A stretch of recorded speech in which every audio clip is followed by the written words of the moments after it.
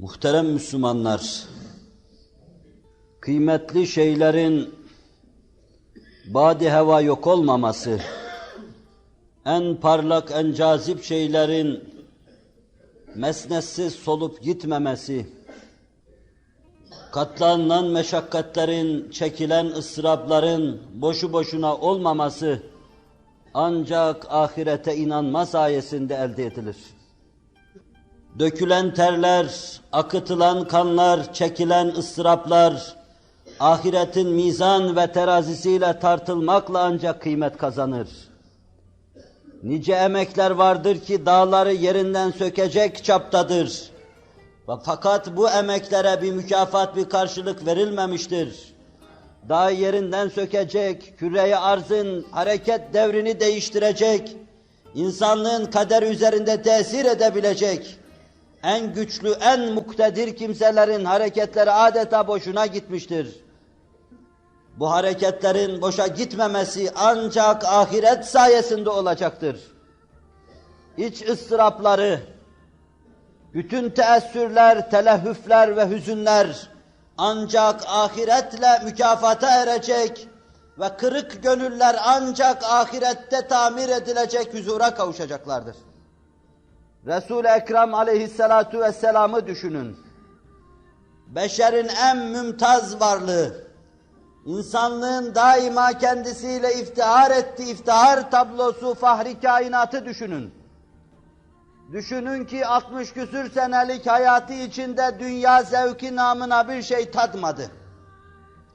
Düşünün ki Kisra'nın, Heraklius'un saraylarının bütün zinet ve debdebesi, İslam'ın hazinelerine aktığı dönemde dahi Resul-i Ekrem eteğini dünyanın tozuna toprağına bulaştırmadı.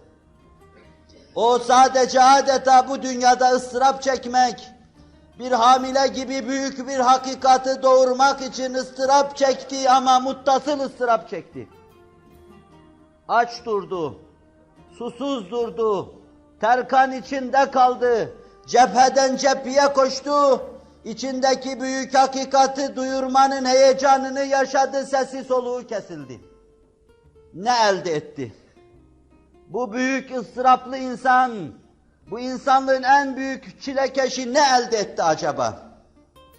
Onun bütün sahi ve gayretini hebaen mensur kabul etmemek, ancak onu ahiretin sultanı görmek sayesinde olacaktır. Resul-i Ekrem aleyhissalatu vesselam, 2 gün üst üste karnını doyuracak kadar hayatında yemek yemedi, sahabi anlatıyor.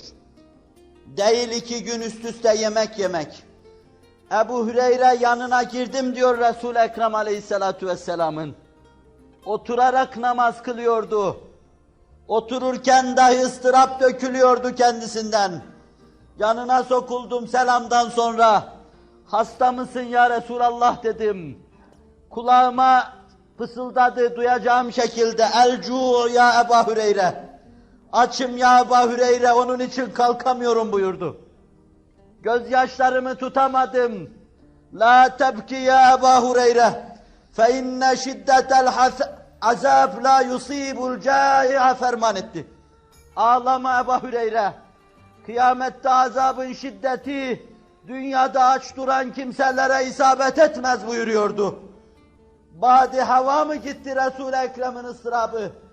Boşuna mı gitti açlığı ve susuzluğu?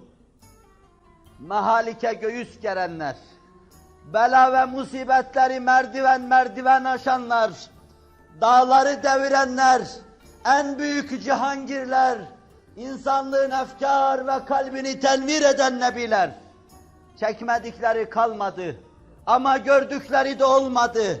Öyleyse çektiklerinin karşılığını görecekleri bir alem gelecektir. Burada her sahi muhakkak neticesiyle sahi yapanın karşısına çıkacaktır. Ebu Übeyde İbnül Cerrah'a dikkat edin.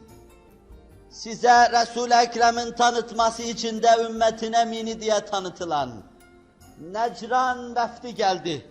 Ya Resulallah, bize iyi bir adam gönder de dinimizi anlatsın. Ya Resulallah, bize emin bir adam gönder. Kum ya Ebu Übeyde. Kum ya Ebu Übeyde, kalk Ebu Übeyde. Bu size bir emindir. hakkıyla emindir. Bu hakkıyla emindir. Vefd uzaklaşıyordu, Nebi'nin sesi geliyor arkadan. Bu hakkıyla emindir sesi geliyordu durmadan. Ebu Ubeyde hakkıyla emindi. Halid Ömer tarafından azledilince Ebu Ubeyde yerine kumandan olarak tayin edilmişti. Ama Yermuk gibi İslam tarihinde ciddi bir vaka olan, Romalılarla Müslümanlar arasında kazanma ve kaybetmenin kavgası olan bir vakada kumandan değişmesi demek her şeyin alt üst olması demekti. Ebu Ubeyde'ye Hazreti Ömer'in emri geldi. Kumandan sensin, Halid senin emrinde bir neferdir. Vaka bitinceye kadar sesini çıkarmadı. Vaka bittikten sonra halifenin emridir. İster dinlersin ya Halid, isterse dinlemezsin. Aldığı nameyi öptü, başına koydu. Ya Ebu Ubeyde, niçin baştan bana söylemedin? Ne demek ya Halid? Senin ne olduğunu, vakanın ne olduğunu biliyoruz. Nasıl seni değiştirirdim ben o vakada? Ete-i Ömer'in ifadesiyle dünyanın tozuna toprağına bulaşmamış Ebu Ubeyde. Ondan sonra bütün Şam önlerinde, Anadolu işlerine kadar İslam ordularının başkumandanı. Ömer son ziyaretinde Şam önlerinde ecnatla karşılaştı. Veba salgını da ortalığı kasıp kavuruyordu. Benim kardeşim nerede diye sordu. Kim senin kardeşin? Ey Allah'ın peygamberinin halifesi. Ebu Ubeyde dedi kardeşim. Çadırına götürdüklerinde Ömer gözyaşlarını tutamadı. Koca başkumandanın çadırının içinde sadece bir hasır vardı. Ve sadece bir oyun yiyecek kadar arpa unundan bir şey vardı. Kırbası vardı. Yayın okunu yapmakla meşguldü başkumandan. Ömer gözyaşlarını tutamadı. Ebu Ubeyde, dünya herkesi değiştirdi. Fakat senin karşında daima dünyayı mağlup gördüm. Seni değiştiremedi dediğini duyarız. Veba tırpanlıyordu ortalığı. Ömer ordudan ayrılırken seslendi Ebu Ubeyde. Nereye ya Ömer? Nereye Allah'ın kaderinden kaçıyorsun? Allah'ın kaderinden Allah'ın kaderine kaçıyorum. Gazabından affına sığınıyorum demek gibi bir şey deyip vebadan uzaklaşıyordu. Ve sonra da Ebu Ubeyde'ye mektup yazıyor. Mektubumu eline alır almaz derhal gel. Ömer'in Ebu Ubeyde'ye ihtiyacı vardı. Resulün emin dedi, eminun hakkan dedi, tesbih gibi tekrar ettiği, böylece tavsif ettiği, göklerde adını anarken çınıltı ve inleme meydana getirdiği bu büyük insana ihtiyacı vardı. Namemi alır almaz derhal gel. Namenin arka tarafına çevirdi, Ebu Ubeyde yazdı. Ya Ömer, biliyorum, ben şu anda ordumun içinde ve huzur içindeyim. Veba hastalığının kasıp kavurduğu ordunun içinde teselli verici bir kumandan lazım. Biliyorum ki beni ordumdan uzaklaştırmak istiyorsun. Veba bana isabet etmesini istemiyorsun. Ama ben huzur içindeyim. Name Ömer'in eline geçince hıçkırıklarını tutamadı, ağladı. Ebu Ubeyde öldü mü? Ölmedi, fakat ölmek üzeredir buyurdu. Ebu Ubeyde'nin sahi boşuna mı gidecek?